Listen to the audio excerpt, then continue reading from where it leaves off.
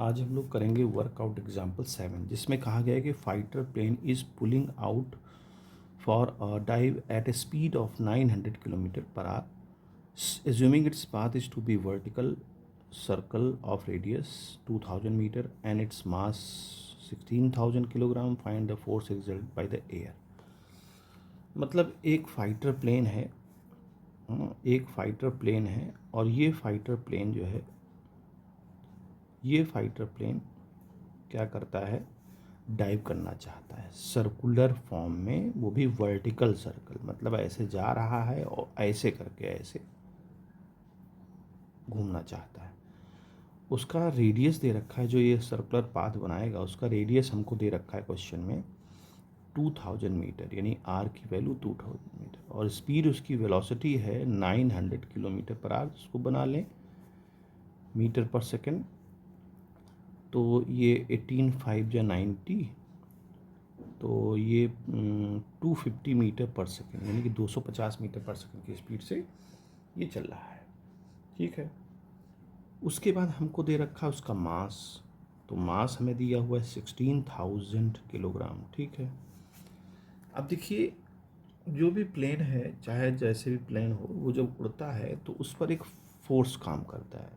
Air का, जो कि उसको ऊपर लिफ्ट कराता है, और उसके विंग्स वगैरह और उसकी बनावट की वजह से जो है उस पर एक फोर्स काम करता है और वो है फोर्स उसको ऊपर लिफ्ट कराता है। लेकिन हाँ, एक उसकी पर्टिकुलर प्रॉपर स्पीड होती है, जब वो स्पीड गेन कर लेता है तभी तो रनवे में चलता है। स्पीड जब गेन करने लगता है तो उसके जो ये फैंस हैं, ये नहीं जो ये इसके जो ये विंग्स हैं और उस पर फैंस भी लगे होते हैं, उनकी वजह से बर्नौली थ्योरम की वजह से एयर का प्रेशर जो है क्रिएट हो जाता है, और एयर के प्रेशर की वजह से, एयर के प्रेशर के डिफरेंस की वजह से विंग्स के नीचे की एयर और विंग्स के ऊपर की एयर के डिफरेंस की वजह से उस पर एक नेट फोर्स ऊपर की तरफ काम करता है जो उसको लिफ्ट कराता है। तो अब मान लीजिए उसको ऊपर कराने वाला, लिफ्ट कराने वाला फोर्स एफ है जो एयर के द्वारा लग रहा है, और उसका वेट नीचे काम कर रहा है। वेट तो हमेशा नीचे काम करेगा, तो इन दोनों से एक नेट फोर्स आएगा जो हमें सर्कुलर मोशन पे घुमाएगा, और वो सर्कुलर मोशन पे घुमाने वाला फोर्स क्या है, सेंट्रीपिटल फोर्स। और नेट फोर्स क्या होगा, एफ माइनस एम जी, यानी एफ जो है एयर के द्वारा लगने वाला फोर्स। तो अब इसको अगर हम इधर कर लें, F is equal to m g, यही हमें पता करना था, m v square by r, यानी कि एफ पता करना था कि एयर कितना उस पर लगा रही है फोर्स। मास कॉमन ले लें तो मास आ जाएगा 16,000, जी की वैल्यू 9.8 दिया है तो वो भी रख सकते हैं हम, वी की वैल्यू 250, तो 252 टाइम्स मल्टीप्लाई कर दें और इसको सॉल्व कर लें। रेडियस हमें दे रखा है 2000, तो 2 जीरो तो यहाँ से गायब हो गए, 5 5 जा 5 25, 5 4 जा, है ना, तो ये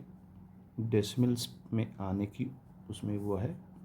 125 डिवाइड बाई 4। अब इसको अगर हम सॉल्व करें ओवरऑल एलसीएम लेकर के, तो ये आसानी से अप्रॉक्स आ जाएगा 6.6 के अबाउट आ जाएगा, यानी 6.56 के अबाउट आएगा। तो इसको हम 6.6 लिख सकते हैं इंटू 10⁵ न्यूटन, लगभग इतना आ जाएगा हमारा। तो ये जो है हम आंसर दे सकते हैं कि ये आंसर हमारा एयर की वजह से इसको मिला, तो ये इसका आंसर है।